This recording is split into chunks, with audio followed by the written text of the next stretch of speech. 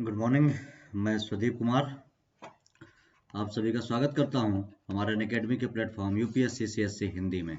Let's crack UPSC CSC Hindi, ये जो channel UPSC CSC Hindi का, इस चैनल में हम लोग हिंदी माध्यम, जो हिंदी मीडियम के यूपीएससी के स्टूडेंट हैं, उनकी तैयारी कराते हैं। और रोजाना सुबह 10:30 बजे इसी चैनल पे मैं लेता हूँ इम्पोर्टेंट एडिटोरियल और करंट इश्यूज की कुछ क्लासेज।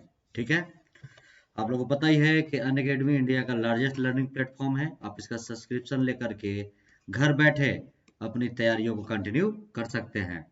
आप इससे जुड़ेंगे तो daily live classes, structure schedule, live test and quiz और पूरा एक्सेस जो मिलेगा वो आपको अनलिमिटेड में मिलेगा। ये हूँ मैं, मेरा नाम सुदीप कुमार। मेरे बारे में कुछ डिटेल्स, ये है मेरे टेलीग्राम चैनल का लिंक, ये है मेरे अनअकैडमी का प्रोफाइल लिंक, इसे आप लोग जरूर फॉलो कर ले लेंगे। ये जो टेलीग्राम चैनल का लिंक है, यहीं पे मैं अपने सभी क्लास का लिंक और पीडीएफ अपलोड करता हूँ। और मैं यहाँ पे आप लोगों के लिए पीडीएफ फॉर्म में न्यूज़पेपर भी अपलोड कर देता हूँ, जो आप लोगों को यहाँ से मिल जाएंगे।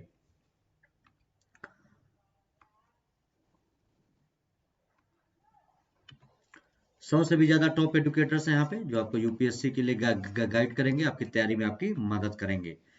यह है सब्सक्रिप्शन प्लान। दो तरीके का प्लान है यहाँ पे, एक प्लस कोर्स, एक आइकॉनिक। प्लस जो है अनअकैडमी का रेगुलर कोर्स है, इसमें कंप्लीट कोर्स की तैयारी होती है, UPSC prelims, mains, optional paper, test series और एसए वगैरह, मतलब कंप्लीट कोर्स आपको यहाँ पे मिलेगा। इसके लिए आपको यहाँ पे daily live classes, test series, unlimited practice और पूरा स्ट्रक्चर शेड्यूल मिलेगा। इसका जो 12 महीने का चार्ज है, यानी जो 1 ईयर का प्लान है, वो है 49,500 रुपए। लेकिन अगर आप इस कोड का इस्तेमाल करेंगे, कोड है स्वदीप, तो 10% डिस्काउंट 44,550 रुपए। वहीं अगर आप 2 साल का लेते हैं, 2 ईयर का जो प्लान है, 72,000 रुपए कोड के इस्तेमाल के बाद 64,800, 10% डिस्काउंट के बाद। प्लस के बाद दूसरा जो प्लान है वो आइकॉनिक। आइकॉनिक में प्लस वाली तो सारी चीजें होंगी ही होंगी जो रेगुलर क्लास की है। इसके बाद आपको एक पर्सनल कोच मिलेंगे जो आपको पर्सनली तैयारी कराएंगे। Daily mains question answer writing practice होगा, पूरे स्टडी प्लान के साथ आपकी तैयारी होगी और पर्सनल फीडबैक भी आपको यहाँ पे मिलेगा। इसका जो 12 महीने का चार्ज है, यानी 1 ईयर का, वो है आपका 69,500। कोड के इस्तेमाल के साथ 10% डिस्काउंट 62,550। वहीं अगर 24 महीने का ले लेते हैं, 2 ईयर का जो प्लान है, 1,07,000, कोड के इस्तेमाल के बाद 96,300। तो ये सारा प्लान है इस सब्सक्रिप्शन का, आप लोग ले लेंगे और इस कोड का इस्तेमाल जरूर करेंगे स्वदीप का, कि आपको फीस में 10% डिस्काउंट मिल जाए। हम लोग जो पढ़ते हैं रोजाना सुबह 10:30 बजे, डेली न्यूज, जो रोज की खबरें हम लोग कवर करते हैं, उसका सोर्स है the Hindu, Indian Express, down to earth, Hindustan times, economics times, PIB, PRS, Dainik Jagran, राष्ट्रीय संस्करण, जनसत्ता और गवर्नमेंट की वेबसाइट। यही वो सारे सोर्स हैं जहां से मैं आप लोगों के लिए जो भी मुझे लगता है इंपॉर्टेंट लेकर के आने का, वो मैं लेकर के आता हूँ। ठीक है,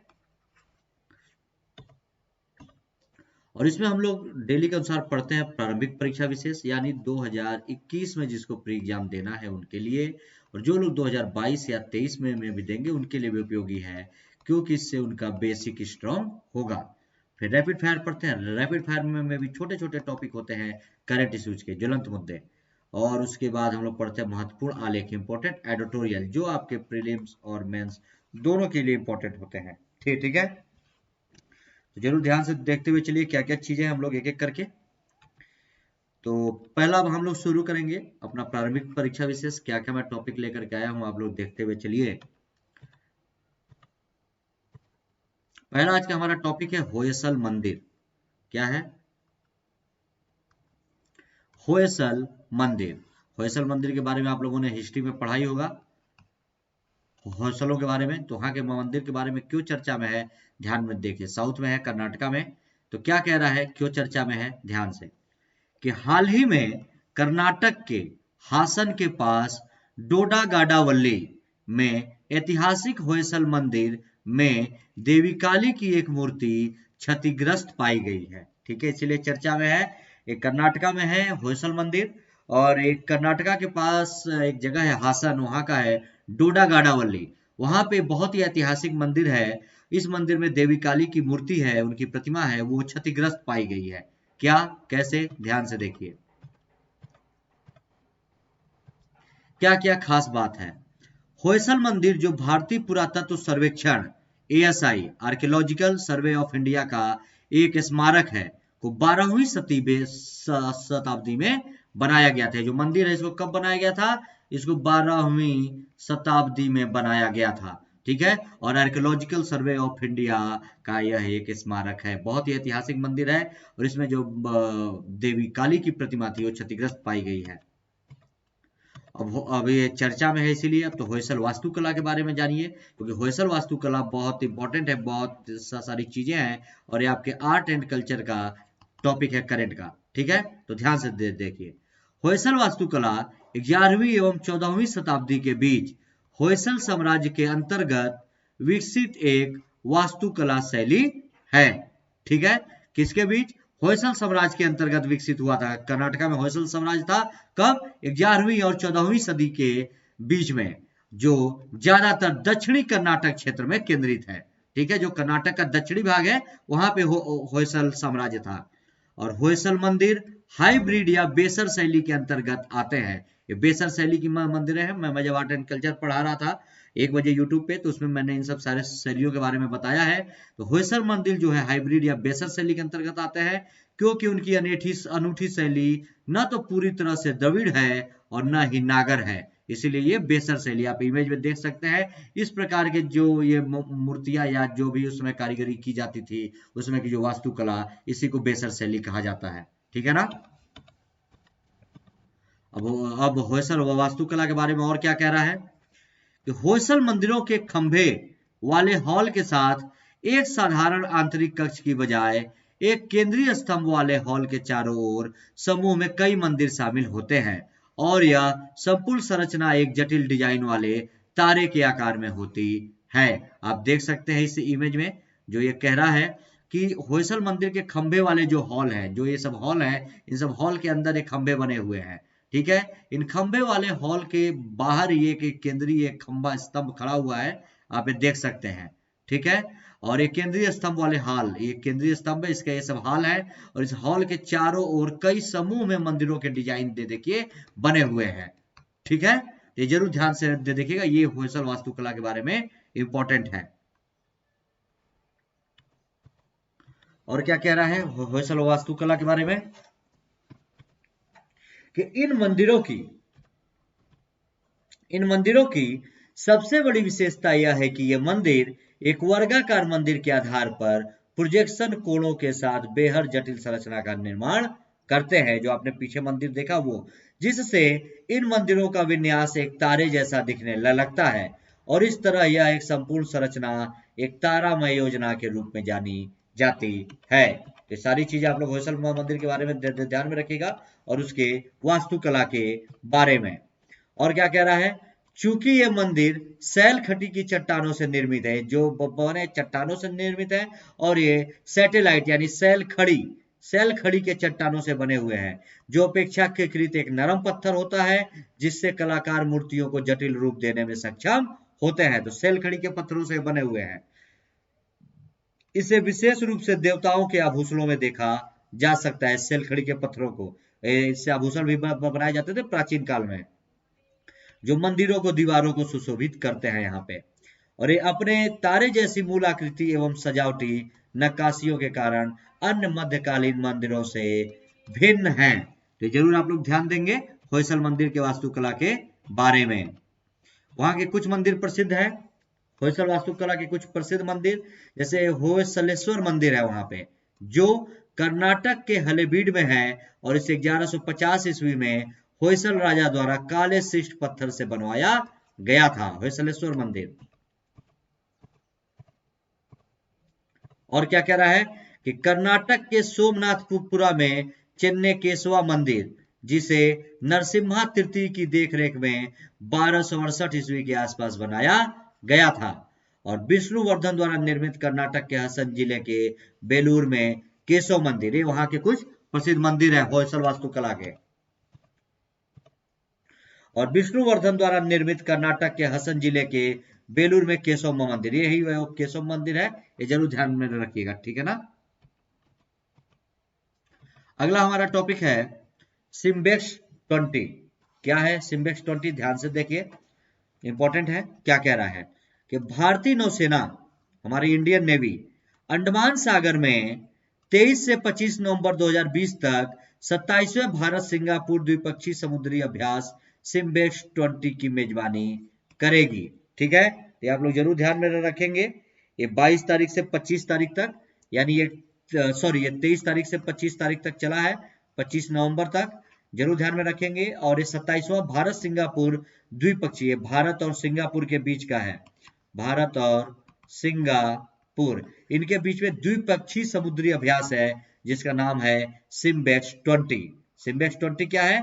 भारत और सिंगापुर के बीच ये सारी चीजें तो जरूर ध्यान में रखेंगे आप लोग, क्या कह रहा है और क्या क्या चीजें हैं। ठीक है ना?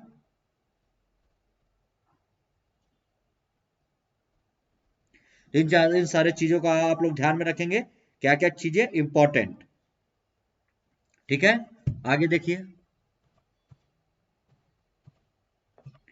सिम्बेक्स 20 में और क्या कह रहा है। एक सेकंड जरा समय दीजिएगा।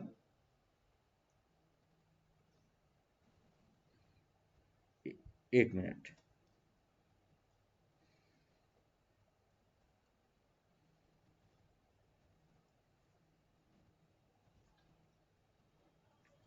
तो क्या कह रहा है कि भारतीय नौसेना और रिपब्लिक ऑफ सिंगापुर नेवी, ठीक है, इसमें कौन कौन भाग ले लेते हैं? भारतीय नौसेना ले लेती है और रिपब्लिक ऑफ सिंगापुर नेवी यानी आरएसएन के बीच वर्ष 1994 से प्रति वर्ष आयोजित होने वाले अभ्यास सिम्बेक्स श्रृंखला का उद्देश्य आपसी अंतर संचालन को बढ़ाना और एक दूसरे की सर्वोत्तम प्रथाओं को सीखना भी है। तो जरूर ध्यान में रखिएगा सिम्बेक्स 20 के बारे में। तो ये इंपॉर्टेंट है क्योंकि सिम्बेक्स 20 जो है वो भारत और सिंगापुर के बीच ये आपका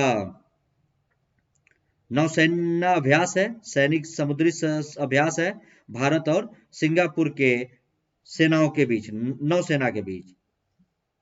एक मिनट जरा रुकिएगा, कुछ नेटवर्क की प्रॉब्लम है, जरा मैं सॉर्ट आउट कर लूं।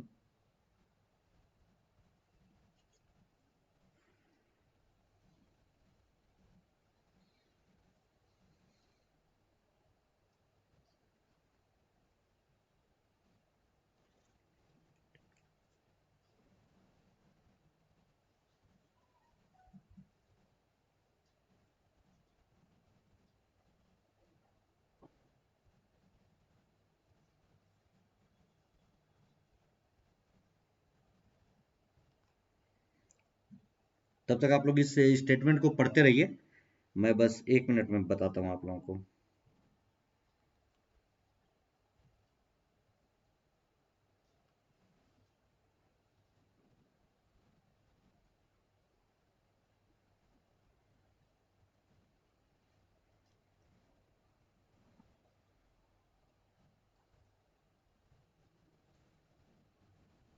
चलिए, तो हो गया। तो ये है अभी सिम्बेक्स 20 के बारे में। तो सिम्बेक्स जो 2020 है में चेतक हेलीकॉप्टर के साथ विध्वंसक राणा और स्वदेशी निर्मित कोरवेट कामोर्टा व करमुक समेत भारतीय नौसेना के जहाज शामिल होंगे। तो भारत की तरफ से इसमें कौन कौन शामिल होगा?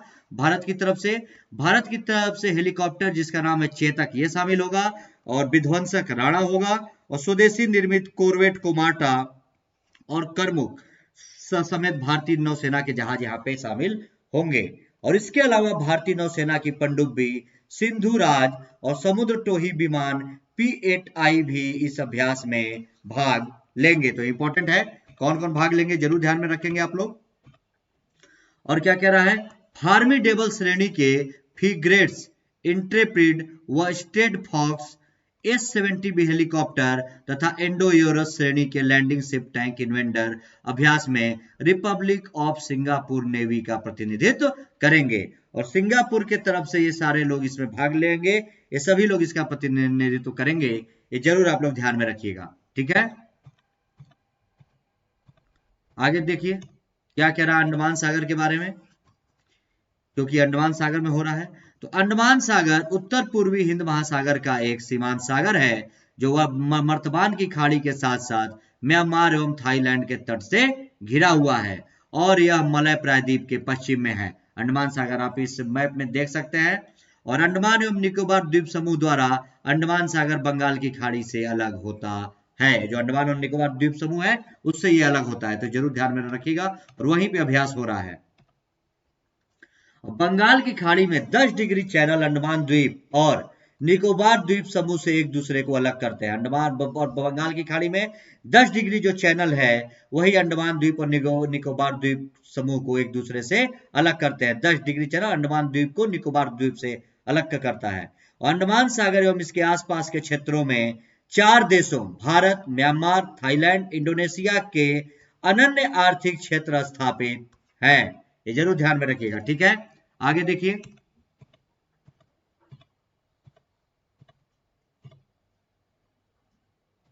ये अनन्य आर्थिक क्षेत्र क्या है? अनन्य आर्थिक क्षेत्र यानी एक्सक्लूसिव इकोनॉमिक जोन के बारे में बात कर रहा है। ईईजेड क्या है? ईईजेड बेसलाइन से 200 नॉटिकल मील की दूरी तक फैला होता है। ईईजेड जो है एक्सक्लूसिव इकोनॉमिक जोन जो है वो बेस लाइन जो भी होती है समुद्र की, उसे 200 नॉटिकल मील जो है समुद्र की दूरी नॉटिकल मील के द्वारा बताई जाती है। तो वहां से 200 मीटर दूरी तक फैला होता है नॉटिकल मील तक। और इसमें तटीय देशों को सभी प्राकृतिक संसाधनों की खोज, दोहन, संरक्षण, प्रबंधन का संप्रभु अधिकार भी यहाँ पे प्राप्त होता है। और म्यांमार से बहते हुए इरावती नदी अंडमान सागर में जाकर के मिलती है। ये जरूर ध्यान में रखिएगा। आगे देखिए, अगला हमारा जो टॉपिक है उसका नाम है चाग E5 प्रोब। क्या है? चाग E5 प्रोब। इसके बारे में देखिए क्या है। एक सैटेलाइट है। क्या है? ध्यान से देखिए। पृथ्वी के उपग्रह चंद्रमा से लूनार रॉक्स के नमूने लाने के लिए चीन नवंबर 2020 के अंत तक चंद्रमा पर एक मानव रहित अंतरिक्ष यान चोंग E5 प्रोब भेजने की योजना बना रहा है। चोंग E5 प्रोब जो है ये चीन का उपग्रह है। चीन इस उपग्रह को भेजने की योजना बना रहा है 2020 के अंत तक, अभी नवंबर 2020 के अंत तक चंद्रमा पर। और ये मानव रहित होगा, मानव रहित यान है और इसको भेजेगा क्या? चंद्रमा से लूनार रॉक्स के नमूने लाने के लिए। ठीक है, तो क्या क्या इंपॉर्टेंट है इसके बारे में ध्यान से देखिए। क्या क्या प्रमुख बिंदु है इसमें? चोंग E5 प्रोब, जिसका नाम चंद्रमा की प्राचीन चीनी देवी के नाम पर रखा गया है, और ऐसी सामग्री एकत्र करेगा जो वैज्ञानिकों को चंद्रमा की उत्पत्ति एवं निर्माण के बारे में समझने में अधिक मदद कर सके। और यह मिशन जटिल मिशनों से आगे बढ़कर अंतरिक्ष से नमूने प्राप्त करने की चीन की क्षमता को भी दर्शाएगा। तो ये चांग E5 प्रोब मिशन इसलिए है, चंद्रमा के नमूने इकट्ठा करने के लिए चीन का एक मिशन। और यदि चीन का यह मिशन सफल होता है तो संयुक्त राज्य अमेरिका और सोवियत संघ के बाद चीन तीसरा ऐसा देश होगा जो चंद्रमा के नमूनों को प्राप्त कर सकेगा। ठीक है ना, अगर ये सफल हो जाता है तो। आगे क्या कह रहा है कि चीन का चांग E5 प्रोब ओशियंस प्रोसेलरम या ओशियन ऑफ स्टॉर्म के नाम से जाने जाने वाले एक विशाल लावा मैदान से 2 किलोग्राम नमूने एकत्र करने का प्रयास भी करेगा। और उल्लेखनीय है कि चीन ने वर्ष 2030 तक मंगल से नमूने प्राप्त करने की योजना भी बनाई है 2030 तक। तो ये सारी चीजें जरूर इसके ध्यान में रखिएगा। इसका एक है लूना 2, इसके बारे में क्या है ध्यान से रखिए, चीन का ही है इसी प्रोब के तहत। गौरतलब है कि 1959 में सोवियत संघ ने चंद्रमा पर लूना 2 को उतारा था। ये चंद्रमा मिशन के बारे में ही है। तो सोवियत संघ उतारा था लूना 2 को, जो अन्य खगोलीय पिंड तक पहुंचने वाली पहली मानव निर्मित वस्तु थी। और इसके बाद जापान और भारत सहित कुछ अन्य देशों ने भी चंद्र मिशन शुरू किया। और सोवियत संघ ने 1970 के दशक में 3 सफल रोबोटिक सैंपल रिटर्न मिशन शुरू किए थे। और अंतिम लूना 24 ने वर्ष 1976 में मारे क्रिस्मियम या सी ऑफ क्राइसिस से 170.1 ग्राम नमूने भी प्राप्त किए। तो ये जरूर ध्यान में रखिएगा लूना 2 और लूना 24 के बारे में, ये दोनों सोवियत संघ का भी मिशन है। उसके बाद अपोलो मिशन शुरू हुआ था। अपोलो मिशन किसका था? अमेरिका का था। अपोलो मिशन के तहत जिसमें मनुष्य को चंद्रमा पर भेजा गया था, संयुक्त राज्य अमेरिका ने वर्ष 1969 से 1972 तक 6 उड़ानों के माध्यम से 12 अंतरिक्ष यात्रियों को चंद्रमा पर उतारा, जो 382 किलोग्राम चट्टाने एवं मिट्टी वापस लाए थे। तो ये जरूर ध्यान में रखिएगा, अमेरिका इनमें सबसे आगे है और अपोलो मिशन के तहत। ठीक है, अगला हमारा टॉपिक है प्लेप्टिपस। क्या है प्लेप्टिपस? एक प्रकार के जानवर है। क्या है, कैसे, ये ध्यान से देखिए क्यों चर्चा में है प्लेप्टिपस। ऑस्ट्रेलिया के न्यू साउथ वेल्स विश्वविद्यालय यानी university of New South Wales के नेतृत्व में किए गए शोध के अनुसार केवल 30 वर्षों में प्लेप्टिपस के आवास स्थल में 22% ह्रास हुआ है। ठीक है, 30 वर्षों में इसके आवास स्थल में 22% की गिरावट हुई है। तो क्या है, ध्यान से देखिए क्या क्या इंपॉर्टेंट बिंदु इसमें क्या कह रहा है। शोध में पाया गया कि मरे डार्लिंग बेसिन, ठीक है, मरे डार्लिंग बेसिन है यहीं पे, कहां पे, ऑस्ट्रेलिया में। ऑस्ट्रेलिया में जरूर ध्यान में रखिएगा। क्या है, अभी आगे ये भी देखेंगे कि मरे डार्लिंग बेसिन क्या चीज है। ऑस्ट्रेलिया में मरे डार्लिंग बेसिन जैसे क्षेत्रों में इनकी संख्या में सबसे अधिक गिरावट देखी गई है, जहां प्राकृतिक नदी प्रणालियों को मनुष्यों द्वारा संशोधित कर दिया गया। इसी वजह से इनके निवास स्थान में गिरावट आई है। और अंडे देने वाले इस स्तनपायी जीव के आवास स्थल में न्यू साउथ वेल्स में 32%, क्वींसलैंड में 27%, जबकि विक्टोरिया में 7% का गिरावट हुआ है। जो इसके रहने का स्थान है उन्हें नुकसान हुआ है। ये स्तनपायी जीव है प्लेप्टिपस और ये अंडे देता है। ठीक है ना, जरूर ध्यान में रखिएगा, स्तनपायी जीव अंडे देने वाला।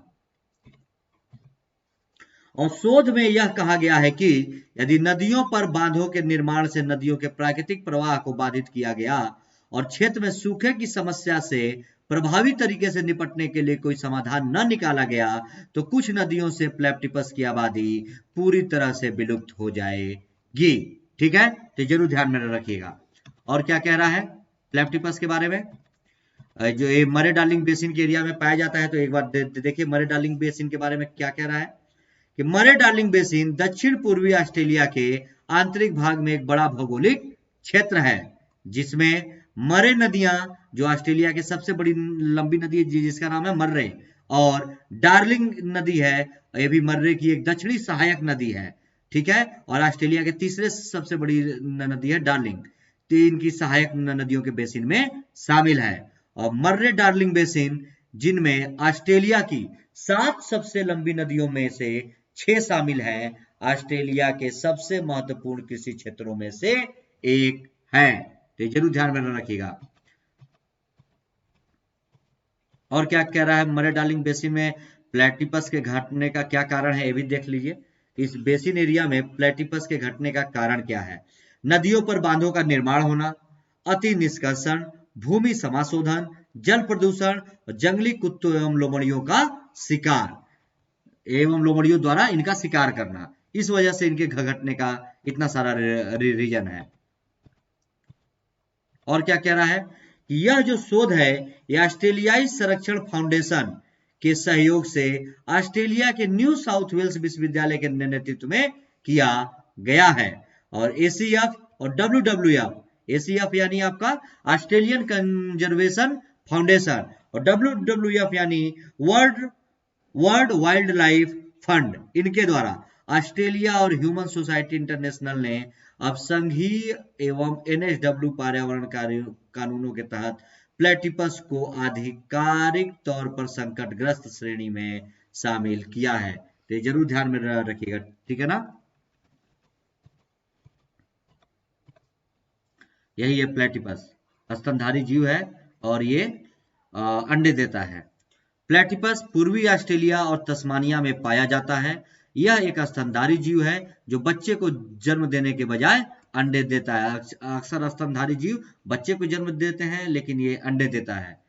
प्लेटिपस ओर्निथोरियन चीड़े परिवार की एकमात्र जीवित प्रजाति है, हालांकि जीवाश्म रिकॉर्ड के अन्य संबंधित प्रजातियों का जिक्र किया गया है। ठीक है ना, ये जरूर ध्यान में रखिएगा। ये उससे अन्य संबंधित प्रजातियां हैं। यह मोनोट्रेम की 5 विलुप्त प्रजातियों में से एक है और मोनोट्रेम जीवित स्तनधारियों के 3 मुख्य समूहों में से एक है। और इनके 2 अन्य समूह हैं, प्लेसेंटलस यानी जिसे यूथेरिया कहेंगे और मार्सुपियल्स यानी जिसे मेटाथेरिया कहेंगे। ये उसकी अन्य प्रजातियां प्लेटिपस की, तो ये जरूर ध्यान में रखिएगा।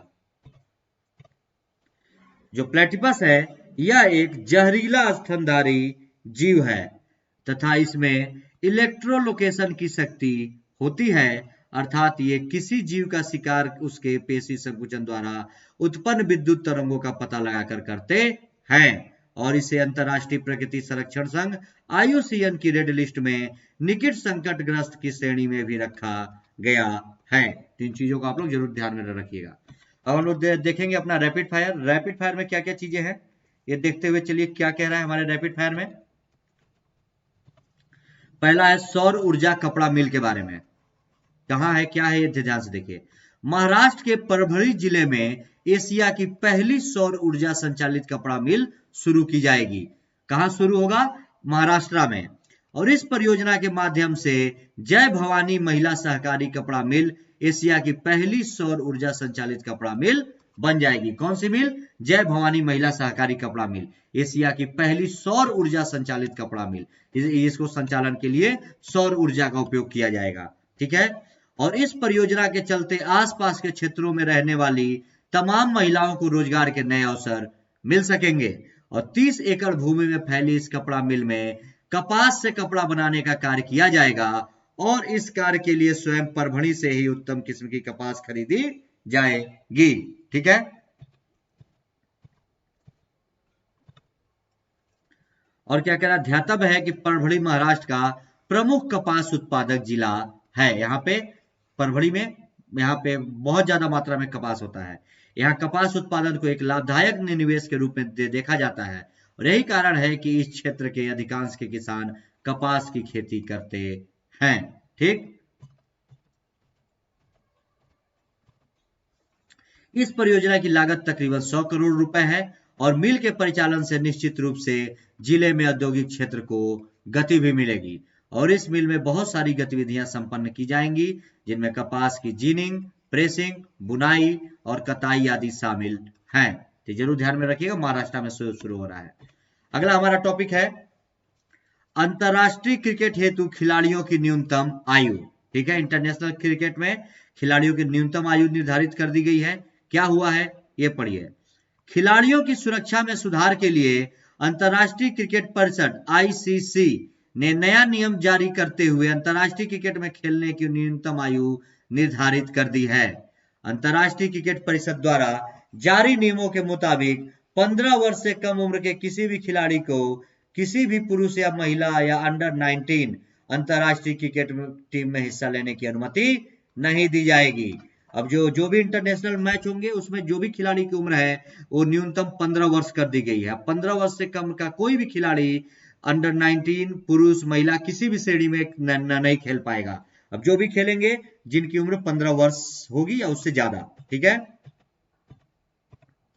और क्या कह रहा है कि इन नियमों का मुख्य उद्देश्य युवा खिलाड़ियों की सुरक्षा सुनिश्चित करना है। और अंतरराष्ट्रीय क्रिकेट परिषद ने कहा कि अपवाद की स्थिति में कोई भी देश परिषद के समक्ष अपील कर सकता है, ठीक है। तो ये सारी चीजें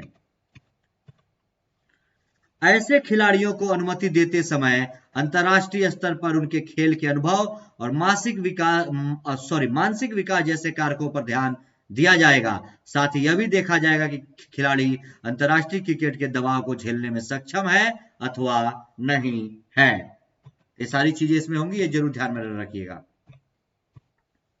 ध्यातव्य है कि अब तक ऐसे केवल 3 ही मामले सामने आए हैं जहां 15 वर्ष से कम उम्र के खिलाड़ियों ने अंतरराष्ट्रीय स्तर पर अपने देश का प्रतिनिधित्व किया है। इसमें हसन रजा पाकिस्तान, AM घेरसिम रोमानिया और मीत भावासार कुवैत ये शामिल हैं, ठीक है।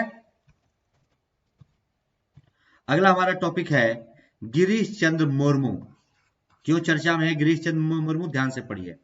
भारत के नियंत्रक और महालेखा परीक्षक यानी कैग गिरीश चंद्र मुर्मू को 3 वर्ष के कार्यकाल के लिए जिनेवा स्थित अंतर सदस्यीय संघ IPU का बाह्य लेखा परीक्षक यानी एक्सटर्नल ऑडिटर चुना गया है। ये भारत के नियंत्रक और महालेखा परीक्षक थे, ठीक है, गिरीश चंद्र मुर्मू। इनको 3 वर्ष के लिए क्या किया गया है? जिनेवा स्थित जो अंतर सदस्यीय संघ है IPU का बाह्य लेखा परीक्षक चुना गया है। और ध्यातव्य है कि भारत के नियंत्रक और महालेखा परीक्षक पूर्व में विभिन्न अंतरराष्ट्रीय संगठनों जैसे विश्व स्वास्थ्य संगठन WHO, खाद्य एवं कृषि संगठन FAO, आदि के बाह्य लेखा परीक्षक के रूप में कार्य कर चुके हैं। ये जरूर ध्यान में रखिएगा, ठीक है ना।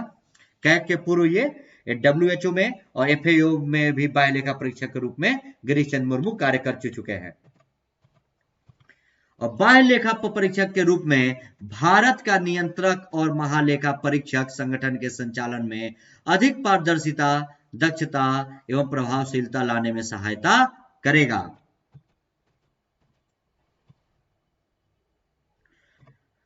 और अंतर सदस्यीय संघ IPU अलग अलग देशों की संसदों का एक वैश्विक संगठन है। एक दिन और मैंने पढ़ाया था आपको इंटर पार्लियामेंट्री यूनियन के बारे में, तो उसी के बारे में है अंतर सदस्यीय संघ के, ठीक है। ये अलग अलग देशों की संसदों का है, जिसकी शुरुआत वर्ष 1889 में एक छोटे समूह के रूप में हुई थी और वर्तमान में यह अलग अलग देशों की संसदों के एक वैश्विक संगठन के रूप में विकसित हुआ है। वर्तमान में इस संगठन में कुल 179 देश शामिल हैं। इन चीजों को आप लोग ध्यान में रखिएगा। अगला हमारा टॉपिक है तुंगभद्रा पुष्करालू। क्या कह रहा है, ध्यान में देखिए तुंगभद्रा नदी के बारे में क्या है। तो मुख्यमंत्री YS जगनमोहन रेड्डी ने तुंगभद्रा नदी के सम्मान में आयोजित 12 दिवसीय तुंगभद्रा पुष्करालू त्योहार की शुरुआत की है, ठीक है। और इस त्योहार का आयोजन तब किया जाता है जब बृहस्पति मकर राशि में प्रवेश करता है तब। तो अभी YS जगनमोहन रेड्डी इन्होंने तुंगभद्रा नदी के सम्मान में 12 दिन का एक त्योहार शुरू किया जिसका नाम है तुंगभद्रा पुष्करालू।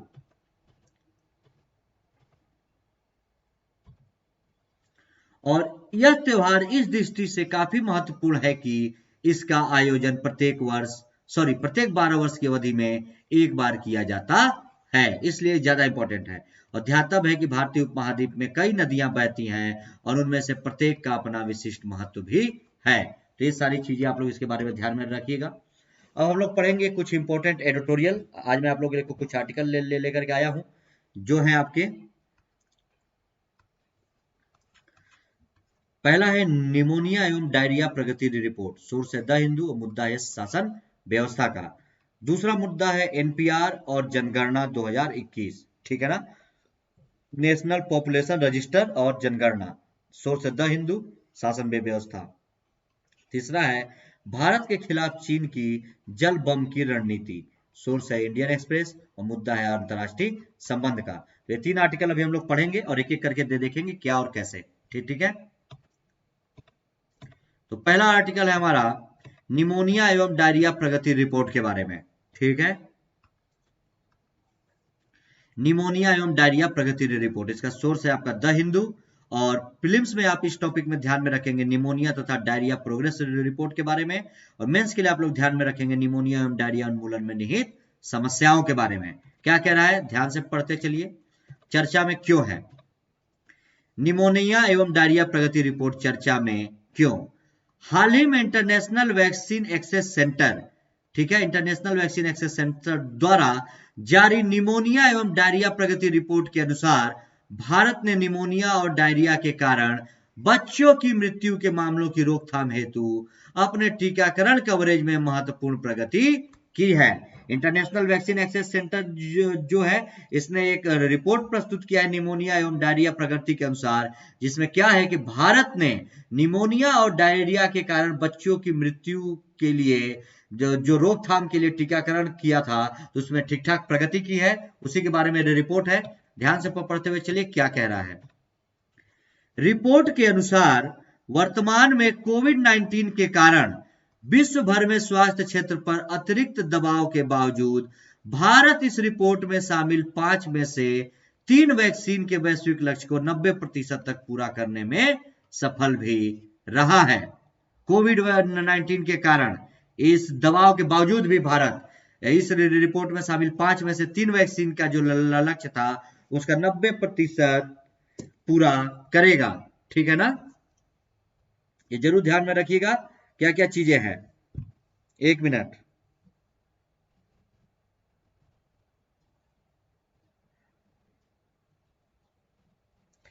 एक सेकंड का, 1 मिनट का जरा समय दे दीजिएगा।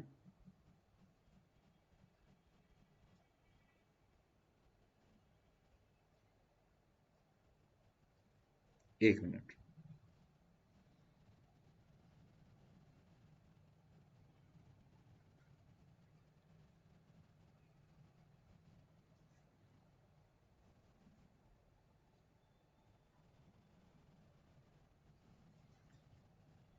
ठीक है ना। आगे देखिए,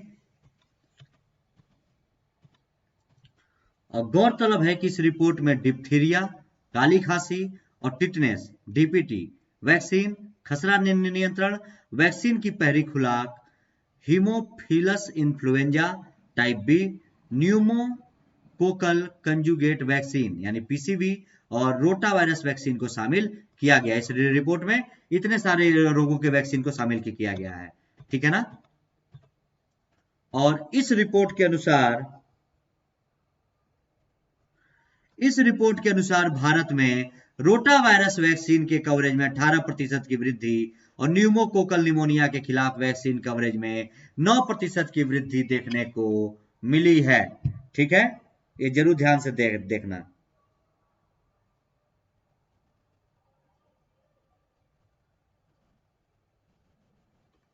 और गौरतलब है कि प्रत्येक वर्ष 12 नवंबर को विश्व निमोनिया दिवस भी मनाया जाता है। तो ये जरूर ध्यान में रखिएगा, उसी पे रिपोर्ट आया था। अब क्या कह रहा है कि निमोनिया तथा डायरिया प्रगति रिपोर्ट को John Hopkins Bloomberg school of public health की संस्था इंटरनेशनल वैक्सीन एक्सेस सेंटर द्वारा वार्षिक रूप से प्रकाशित किया जाता है। जो स्कूल है, इसकी एक संस्था है इंटरनेशनल वैक्सीन एक्सेस सेंटर, उसी के द्वारा इसको प्रकाशित किया जाता है। और इसमें सरकार के क्या क्या प्रयास हैं, इसके लिए सरकार ने क्या क्या प्रयास किए ये देखिए। 100 डे एजेंडा, 100 दिन का एजेंडा है ये भारत सरकार का प्रयास कि वर्ष 2019 में भारत ने रोटा वायरस वैक्सीन से संबंधित राष्ट्रीय स्तर पर चलाए गए अभियान को पूरा किया है और वैक्सीन की पहुंच में विस्तार के चलते प्रति वर्ष जन्म लेने वाले 26 मिलियन बच्चों को रोटा वायरस डायरिया के खतरे से बचाने में सहायता प्राप्त होगी इसके चलते, ठीक है ना। और क्या कह रहा है कि गौरतलब है कि अगस्त 2019 में केंद्रीय स्वास्थ्य और परिवार कल्याण मंत्री ने सरकार के 100 दिन के एजेंडे के तहत देश के सभी राज्यों और केंद्र शासित प्रदेशों में बच्चों के लिए रोटा वायरस वैक्सीन उपलब्ध कराने की बात भी कही है 100 दिन एजेंडे में। ये जरूर ध्यान में रखिएगा, इंपॉर्टेंट है, ये हिंदू का आर्टिकल है, इंपॉर्टेंट। और इस रिपोर्ट में 10 संकेतकों पर निमोनिया और डायरिया से होने वाली मौतों को रोकने के लिए सरकारों के प्रयास का मूल्यांकन किया गया और इस संकेतों में स्तनपान, टीकाकरण, antibiotic, ORS oral rehydration solution ORS, zinc supplement आदि भी सम्मिलित हैं। ठीक है, ये सारी चीजें सम्मिलित है, जरूर ध्यान में रखिएगा। और सरकार ने क्या क्या इसमें प्रयास किया, और इस रिपोर्ट में शामिल 15 देशों में सिर्फ 4 देश भारत सहित ही ऐसे थे जो अनन्य स्तनपान यानी 58% के लक्ष्य को प्राप्त करने में सफल रहे हैं। हालांकि इस रिपोर्ट में शामिल लगभग सभी देश निमोनिया और डायरिया का उपचार सुनिश्चित कराने की दिशा में पिछड़ते दिखाई दिए हैं, जबकि भारत उपचार के सभी 4 लक्ष्यों को प्राप्त करने में असफल भी रहा है।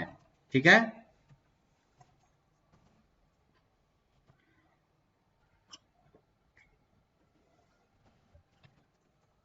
कारण क्या है कि रिपोर्ट के अनुसार वर्ष 2019 के दौरान भारत में महत्वपूर्ण प्रगति देखने को मिली थी, परंतु कोविड-19 महामारी के कारण स्वास्थ्य पर बढ़ रहे दबाव के कारण टीकाकरण और चिकित्सकीय ऑक्सीजन की पहुंच प्रभावित हुई। यही कारण है कि कुछ क्षेत्रों में भारत असफल भी रहा। अब भारत को किसी भी अन्य देशों की तुलना में 5 वर्ष से कम आयु के बच्चों में निमोनिया और डायरिया से होने वाली मौतों का अधिक भार भी सहना पड़ता है और एक अनुमान के अनुसार भारत में निमोनिया और डायरिया के कारण प्रति वर्ष 5 वर्ष से कम आयु के लगभग 2,33,240 बच्चों की मृत्यु भी हो जाती है।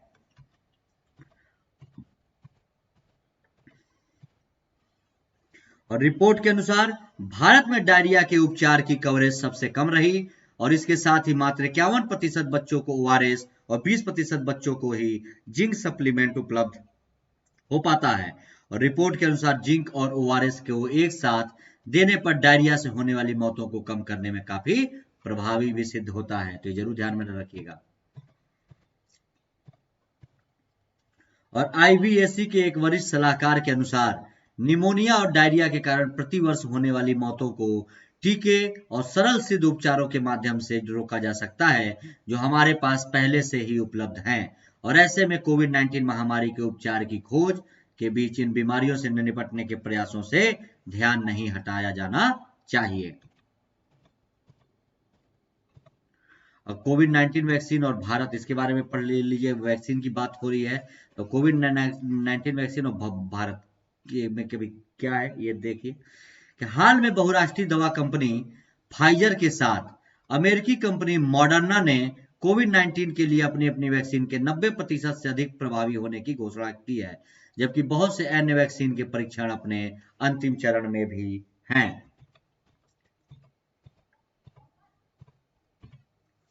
इन परिणामों के बाद विश्व में इस प्रकार से लड़ने की एक नई उम्मीद जगी है। हालांकि भारत में सीरम इंस्टीट्यूट या भारत बायोटेक द्वारा विकसित वैक्सीन के तीसरे चरण के परीक्षण अभी व्यापक रूप से नहीं संचालित हुए हैं और सरकार द्वारा फाइजर वैक्सीन की कुछ खुराक प्राप्त करने के संदर्भ में उसके प्रतिनिधियों से भी बातचीत की जा रही है। हालांकि इस वैक्सीन को लगभग -70 डिग्री तापमान पर रखा जाना अनिवार्य बताया गया है। ऐसे में इस क्षेत्र में बुनियादी ढांचे का अभाव भारत के लिए एक चुनौती बन सकता है और इस वैक्सीन की सफलता से वैज्ञानिकों द्वारा कोरोना वायरस के स्पाइक्ड प्रोटीन को लक्षित करने की रणनीति सही सिद्ध हुई है। और गौरतलब है कि अधिकांश वैक्सीन निर्माताओं द्वारा इसी पद्धति का उपयोग किया जा रहा है और ऐसे में भविष्य में वैक्सीन के विकास में कई सकारात्मक परिणामों की संभावनाएं भी मजबूत हुई हैं और साथ ही यह भी संभव है कि इस प्रकार की तकनीक भविष्य में अन्य बीमारियों के लिए वैक्सीन निर्माण में सहायक भी साबित हो सकती है। इसमें आगे की राह क्या हो सकती है ये देखिए कि भारत को ऐसी तकनीकों पर ध्यान केंद्रित करते हुए स्थानीय स्तर पर इन क्षेत्रों में विशेषज्ञता विकसित करने का प्रयास करना चाहिए और साथ ही भारत को अपनी कोल्ड चेन अवसंरचना को मजबूत करने पर विशेष ध्यान देना होगा, जो वर्तमान में साधारण वैक्सीन के लिए ही उपयुक्त है। अगला हमारा टॉपिक है, अगला आर्टिकल एनपीआर और जनगणना 2021। ठीक है, इसका भी सोर्स है द हिंदू और इसमें प्रीलिम्स के लिए आप ध्यान में देंगे भारत के रजिस्ट्रार जनरल और एनआरसी, एनआरसी मतलब the national registers of citizen, CAA यानी citizenship amendment act, NPR national population register जनगणना और कोविड 19, इनके बारे में आप यहाँ पे प्रीलिम्स में ध्यान रखेंगे और मेंस के लिए आप ध्यान में रखेंगे वर्ष 2021 की जनगणना तथा इससे संबंधित मुद्दों के बारे में। क्या कह रहा है जनगणना 2021 के बारे में, ध्यान से पढ़िए। क्यों है चर्चा में एनपीआर और जनगणना 2021? भारत के रजिस्ट्रार जनरल कार्यालय के अनुसार राष्ट्रीय जनगणना रजिस्टर यानी एनपीआर नेशनल पॉपुलेशन रजिस्टर, राष्ट्रीय जनगणना रजिस्टर की अनुसूची या प्रश्नावली को अंतिम रूप दिया जा रहा है, लेकिन जनगणना 2021 के पहले चरण की अपेक्षित तारीख के बारे में अभी जानकारी उपलब्ध नहीं है कि कब से जनगणना शुरू होगी। 2011 में जनगणना हुई थी, अब वो होने वाली है 2021 में। तो ये जो जनगणना है ये अभी इसके लिए डेट डिसाइडेड नहीं है कि कब से है, लेकिन अब इन सारी चीजों को अंतिम रूप दिया जा रहा है, इसलिए चर्चा में है, तो जरूर ध्यान में पढ़िए। हिंदू का आर्टिकल है। जनगणना 2021 के पहले चरण और एनपीआर के अपडेट को 25 मार्च 2020 को कोविड 19 महामारी के कारण अगले आदेश तक अनिश्चित काल के लिए स्थगित कर दिया गया था और 13 से अधिक राज्यों और केंद्र शासित प्रदेशों ने एनपीआर को प्रस्तावित राष्ट्रीय नागरिक रजिस्टर और हालिया नागरिकता संशोधन अधिनियम के साथ लिंक करने का विरोध भी किया है। ठीक है ना। अब एनपीआर क्या है, राष्ट्रीय जनसंख्या रजिस्टर, इसके बारे में देखिए एनपीआर क्या है। एनपीआर एक क्या है, डेटाबेस है, इसमें देश के सभी सामान्य निवासियों की सूची होती है, इसीलिए इसका नाम है राष्ट्रीय जनसंख्या रजिस्टर, नेशनल पॉपुलेशन रजिस्टर। और इसका उद्देश्य देश में रहने वाले लोगों का एक व्यापक पहचान या डेटाबेस रखना एनपीआर का कार्य है।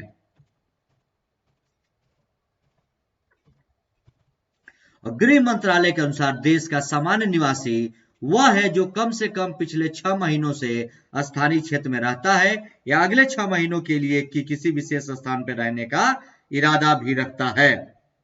और एनपीआर को पहली बार वर्ष 2010 में एकत्र किया गया था और फिर वर्ष 2015 में इसको अपडेट किया गया था।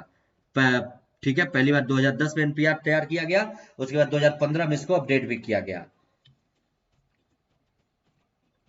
और क्या क्या कह रहा है इसमें देखिए, यह जनगणना के मकान सूचीकरण चरण के दौरान घर घर की गणना के माध्यम से तैयार किया जाता है। आप लोग ध्यान देखे होंगे कि लोग आते हैं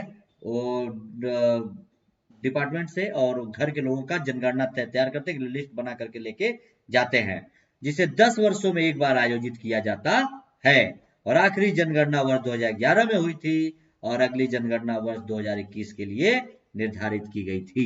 तो 2021 में होने की संभावना है, लेकिन अभी डेट डिसाइड नहीं है, देखते हैं क्या है। एनपीआर बनाम जनगणना क्या कह रहा है, ध्यान से देखिए। एनपीआर बनाम जनगणना के बारे में क्या उद्देश्य है। जनगणना के दौरान जनगणना कर्मियों द्वारा लोगों से उनका नाम, लिंग, जन्मतिथि, उम्र, वैवाहिक स्थिति, धर्म, मातृभाषा, साक्षरता आदि जैसे मूलभूत प्रश्न पूछे जाते हैं। और दूसरी ओर एनपीआर बुनियादी जनसांख्यिकी डेटा और बायोमेट्रिक विवरण एकत्र करता है। ठीक है, जनगणना के दौरान ये चीजें होती हैं और एनपीआर क्या करता है कि बुनियादी जनसांख्यिकी डेटा और बायोमेट्रिक विवरण एकत्र करता है। कानूनी आधार पर क्या इनमें अंतर है। जनगणना कानूनी रूप से जनगणना अधिनियम 1948 के द्वारा समर्थित है और एनपीआर नागरिकता अधिनियम 1955 के तहत बनाए गए नियमों के एक समूह के रूप में उल्लिखित एक तंत्र है। एनपीआर और एनआरसी में क्या अंतर है देखिए। एनआरसी मतलब the national register of citizens और एनपीआर मतलब नेशनल पॉपुलेशन रजिस्टर। इनमें क्या अंतर है एनपीआर और एनआरसी। एनपीआर नागरिकता अधिनियम 1955 और नागरिकता नियम 2003 यानी नागरिकों का पंजीकरण और राष्ट्रीय पहचान पत्र निर्गमन के प्रावधानों के तहत तैयार किया जा रहा है और भारत के प्रत्येक सामान्य निवासी के लिए एनपीआर में पंजीकरण करना अनिवार्य है। ठीक है, नेशनल रजिस्टर ऑफ सिटीजनशिप में पंजीकरण करना भारत के प्रत्येक निवासी के लिए अनिवार्य है। और क्या कह रहा है कि भारत का रजिस्ट्रार जनरल राष्ट्रीय पंजीकरण प्राधिकरण के रूप में कार्य करता है और रजिस्ट्रार जनरल देश की जनगणना आयुक्त भी होते हैं। ठीक है ना। और क्या कह रहा है इसमें कि निवासियों की एक सूची तैयार होने के बाद उस सूची से नागरिकों के सत्यापन के लिए एक राष्ट्रव्यापी एनआरसी को शुरू किया जा सकता है और हाल ही में असम के लिए एनआरसी तैयार किया गया था। हाल ही में असम राज्य के लिए एनआरसी भी तैयार किया गया था। अब इससे संबंधित चिंताएं क्या क्या है ये देखिए। क्या चिंता है कि पश्चिम बंगाल और राजस्थान जैसे कुछ राज्यों ने नए एनपीआर में पूछे जाने वाले अतिरिक्त प्रश्नों पर आपत्ति जताई है, जैसे पिता और माता के जन्म की तारीख और निवास स्थान और मातृभाषा का अंतिम स्थान। और ऐसी आशंकाएं हैं कि सीएए 2019 जिसके बाद देशव्यापी एनआरसी होगा, प्रस्तावित सीएए यानी सिटीजनशिप अमेंडमेंट एक्ट और प्रस्तावित नागरिकों के रजिस्टर से बाहर किए गए गैर मुस्लिमों को लाभान्वित करेगा और जबकि बहिष्कृत मुसलमानों को अपनी नागरिकता साबित करनी होगी। अभी मुद्दा भी आया था एनआरसी और सीएए का, तो जरूर ध्यान में रखिएगा। सीएए 2019 पाकिस्तान, अफगानिस्तान और बांग्लादेश के 6 समुदायों को धर्म के आधार पर नागरिकता की अनुमति देता है, जिन्होंने 31 दिसंबर 2014 को या उससे पहले भारत में प्रवेश किया था। और यह 6 समुदाय हैं हिंदू, सिख, बौद्ध, जैन, पारसी और ईसाई। ये सीएए के अंतर्गत आते हैं। सरकार का इसमें क्या रुख है ये देखिए। इसमें सरकार का क्या रुख है। सरकार ने इस बात से इनकार किया है कि सीएए और एनआरसी जुड़े हुए हैं, इससे इनकार किया है। गृह मंत्रालय मिनिस्ट्री ऑफ होम अफेयर्स ने इस वर्ष की शुरुआत में एक संसदीय पैनल को सूचित किया कि एनपीआर को नए जन्म, मृत्यु और प्रवास के कारण अद्यतन करने की आवश्यकता थी और आधार व्यक्तिगत डेटा है जबकि एनपीआर में परिवार के अनुसार डेटा है। ठीक है, ये सारे मुद्दे हैं, जरूर ध्यान में रखिएगा। एमएचए ने मिनिस्ट्री ऑफ होम अफेयर्स ने पैनल को सूचित किया कि वह एनपीआर में माता पिता के जन्म तिथि और जन्म स्थान जैसे अतिरिक्त प्रश्नों का विवरण एकत्र करने का प्रस्ताव करता है। ठीक है, जिस वजह से लोगों को समस्याएं हो रही थी। अगला हमारा जो आर्टिकल है वो है भारत के खिलाफ चीन की जल बम की रणनीति। क्या है ये, ध्यान से देखिए। ये भारत के खिलाफ चीन की जल बम की क्या रणनीति है। सोर्स इंडियन एक्सप्रेस, मुद्दा है आईआर का, अंतरराष्ट्रीय संबंध का। और ये आप लोग प्रीलिम्स के लिए इसमें ध्यान में देंगे जल बम की अवधारणा क्या है, मेंस के लिए ध्यान में देंगे भारत के खिलाफ चीन की जल बम की क्या रणनीति है। ठीक है, तो चलिए एक एक करके देखते हैं क्या कह रहा है। भारत के खिलाफ चीन की जल बम की रणनीति क्यों चर्चा में, ये देखिए। हाल ही में भारत चीन संबंधों में वर्ष 2062 के युद्ध के बाद से सबसे अधिक टकराव देखने को मिला है। अभी जो लद्दाख वाला मामला था, जिसने दोनों देशों के सीमावर्ती क्षेत्रों में आधारभूत अवसंरचना के निर्माण के रणनीतिक महत्व को फिर से उजागर किया है। यारलुंग जो ब्रह्मपुत्र नदी पर है, चीन द्वारा निर्मित बड़े बांधों ने भारतीय अधिकारियों और स्थानीय लोगों की चिंता को और अधिक बढ़ा दिया है। ठीक है, इसको ध्यान में रखिएगा। चीन द्वारा जल ऊर्जा के दोहन के लिए चलाए जा रहे इन त्वरित कार्यक्रमों ने न केवल हिमालयन क्षेत्र में गंभीर पारिस्थितिकी समस्याओं को बढ़ा दिया है, अपितु स्थानीय लोगों के समक्ष आजीविका संबंधी अनेक चुनौतियां भी उत्पन्न कर दी हैं। तो इन चीजों को ध्यान में रखेंगे। और चीन द्वारा जल बम की रणनीति न केवल भारत के खिलाफ अपनाई जा रही है, अपितु मेकांग नदी पर अनेक जल विद्युत योजनाओं का निर्माण करके पूर्व में थाईलैंड, लाओस, वियतनाम और कंबोडिया के खिलाफ भी इस रणनीति को अपनाया गया था। और मेकांग नदी को इन देशों की जीवन रेखा भी माना जाता है। तो आप ये देख लेंगे इमेज में क्या कह रहा है। चीन की जल बम नीति यही है कि ये हर देश के बॉर्डर के समीप जो नदी है, जो दोनों देशों की सीमा रेखा में आती है, वहां पे जल विद्युत परियोजना स्थापित कर रहा है। क्या है जल बम की अवधारणा, यहाँ पे देख ले लीजिए, आ ही गया।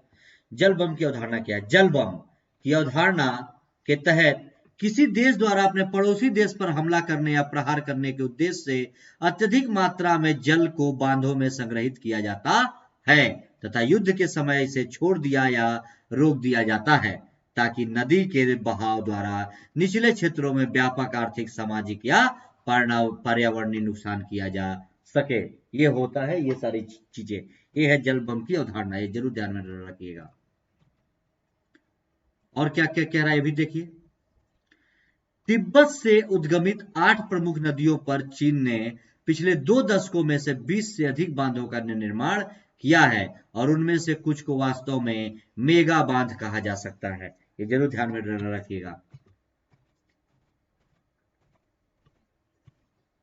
और इसके अलावा चीन की 13वीं पंचवर्षीय योजना के अनुसार तिब्बत से उद्गमित नदियों पर चीन और अधिक पनविद्युत परियोजनाओं के निर्माण की योजना बना रहा है। और चीनी मीडिया रिपोर्टों के अनुसार चीन इन नदियों पर विभिन्न आकार के 40 और बांधों का भी निर्माण करेगा। भारत के लिए चिंतनीय क्यों है ये, ध्यान से पढ़िए। क्यों है भारत के लिए चिंतनीय? क्योंकि किसी उत्पादकता पर प्रभाव पड़ेगा। पहला पॉइंट क्या कह रहा है कि बड़े बांधों के निर्माण से संपूर्ण नदी बेसिन क्षेत्र प्रभावित होगा, जो ब्रह्मपुत्र बेसिन के व्यापक उन्नयन का कारण बन सकता है। और नदी द्वारा प्रवाहित अवसादों को बांधों द्वारा अवरुद्ध कर दिया जाएगा, जिससे मृदा की गुणवत्ता और किसी उत्पादकता में वहां पे उस एरिया में गिरावट आएगी। अगला क्या कह रहा है, पारिस्थितिकी संवेदनशीलता है दूसरा पॉइंट चिंता का।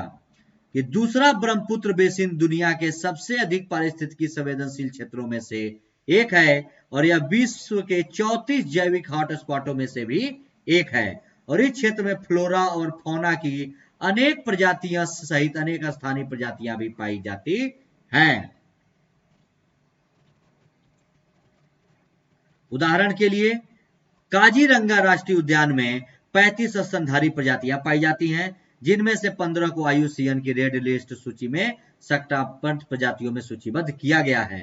और गंभीर रूप से लुप्त प्राय गंगा नदी डॉल्फिन भी ब्रह्मपुत्र नदी में पाई जाती है। तो ये सारी चीजें जरूर ध्यान में रखना आप लोग। और क्या कह रहा है कि बांधों की भूकंप के प्रति सुभेद्यता क्या है, क्यों चिंतनीय? ये देखिए कि भूकंप विज्ञान के अनुसार हिमालय को भूकंपीय गतिविधियों के लिए सबसे अधिक संवेदनशील माना जाता है और भूकंप जनित भूस्खलन क्षेत्र के लिए प्रमुख खतरा भी है। और उदाहरण के लिए वर्ष 2015 में नेपाल में आए भूकंप के कारण कई बांध और अन्य अवसंरचनाएं यहाँ पे नष्ट हो गई थी। ठीक है ना, इसीलिए। और डाउन स्ट्रीम में रहने वाले लोगों की आजीविका, ये सबसे बड़ी चिंता का विषय है। यानी चीन द्वारा निर्मित व्यापक अवसंरचना परियोजनाओं का आकार बहुत बड़ा है और यह नदी के डाउन स्ट्रीम में रहने वाली आबादी के लिए एक प्रमुख खतरा है। और भारत क्षेत्र के ब्रह्मपुत्र के बेसिन में लगभग 10 लाख के करीब लोग भी रहते हैं, भारत के क्षेत्र में, ब्रह्मपुत्र नदी के बेसिन क्षेत्र में। और हिमालय पर चलाई जा रही इन मेगा परियोजनाओं के कारण सैकड़ों लोगों के अस्तित्व को खतरा उत्पन्न हो गया है। और अगर चीन बिना किसी चेतावनी के नदियों का जल छोड़ता है तो इससे क्षेत्र में विनाशकारी बाढ़ आ जाएगी और संपूर्ण उत्तर भारत यानी सतलज के भाखड़ा नांगल बांध पर निर्भर और पूर्वी भारत यानी कोसी नदी प्रणाली पर बिहार और पश्चिम बंगाल की निर्भरता और संपूर्ण उत्तर पूर्व यानी ब्रह्मपुत्र नदी अब गंभीर खतरे में है। तो ये सारी चीजें, ये सारी बातें, इसमें आगे की राह क्या हो सकती है, ये देखिए क्या इसमें सुधार हो सकते हैं। जल संकट के समाधान के लिए भारत चीन को वैकल्पिक उपाय अपनाने की आवश्यकता है और दोनों पक्षों को नदी पर नवीन निर्माण रोकने की दिशा में तत्काल कदम भी उठाने चाहिए और विकेंद्रीकृत नेटवर्क पर आधारित अपेक्षाकृत लघु चेक डैम, वर्षा जल संग्राहक झीलों के निर्माण और परंपरागत जल संग्रहण पद्धतियों को अपनाए जाने की आवश्यकता भी है। आगे देखिए,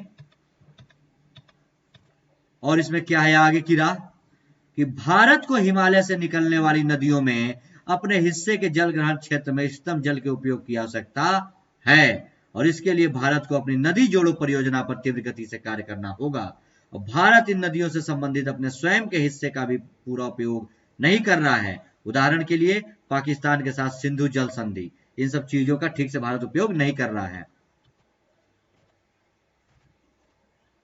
और क्या कह रहा है कि नदी के डाउन स्ट्रीम क्षेत्रों में भारत को अपनी आपदा प्रबंधन प्रणाली को भी मजबूत करना चाहिए ताकि भविष्य में किसी संभावित खतरे पर शीघ्र तथा ठोस प्रतिक्रिया दी जा सके। तो आज का ये 3 आर्टिकल थे, ये जरूर ध्यान में रखिएगा। आज का टॉपिक यहीं पे समाप्त होता है। ये है मेरे टेलीग्राम चैनल का लिंक, आप लोग इसे जरूर फॉलो कर लेंगे। यहीं पे मैं अपने सभी क्लास का पीडीएफ और लिंक अपलोड करता हूं और ये है मेरा अनअकैडमी का प्रोफाइल लिंक, इसे भी जरूर फॉलो करिएगा। आपको क्लास अच्छी लगी तो लाइक, शेयर और सब्सक्राइब जरूर कर देंगे। और रोजाना एक क्लास सुबह 10:30 बजे होती है, तो आप लोग सभी लोग समय पे आए। उसके बाद फिर 1 बजे 1 PM पे हम लोग क्या करते हैं, पॉलिटी की भी क्लास करते हैं यूट्यूब चैनल पे ही। तो 1 बजे पॉलिटी पे और 10:30 बजे हम लोग करंट पे मिलेंगे, ठीक है, जिसमें करंट के कुछ इश्यूज और कुछ इंपॉर्टेंट एडिटोरियल हम लोग कवर करते हैं, ठीक है ना। तो चलिए, तब तक के लिए धन्यवाद, नमस्कार।